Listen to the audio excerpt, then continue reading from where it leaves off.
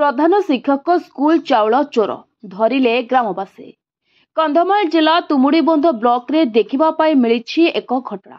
School रु चाउल चोरी करुछंती प्रधान शिक्षक गौतम बड़सेठ।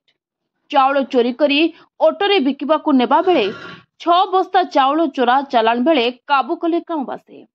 दुर्भाग्यजनक सरकार पिलांको पाई आसुथिबा चाउल राति रे काहाकू खाते न करी तुमुड़ी बंधठू ऑटो आसी तुमुड़ी बंध ब्लॉक मुंडीगड़ उच्च प्राथमिक विद्यालय ठारू प्रधान शिक्षक निजे चाउल चोरी करी नेउथिबा बेले ग्रामवासी धरी गणमाध्यम प्रतिनिधि को डाकिथिले, किंतु चाउल विषय रे पचारिबारु मु जानिनी बोली कहिथिले प्रधान शिक्षक।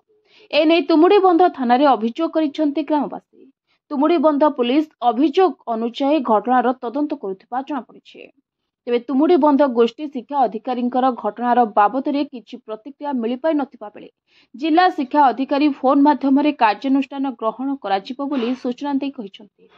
तेबे देखिबा पाई बाकी रहिला खबर प्रसारण पर कोन पदक्षेप नेउछंती विभागीय अधिकारी। कंधमाल जिला बालीगुड़ारू रोहन कुमार नंदन को report, voice of Odisha live.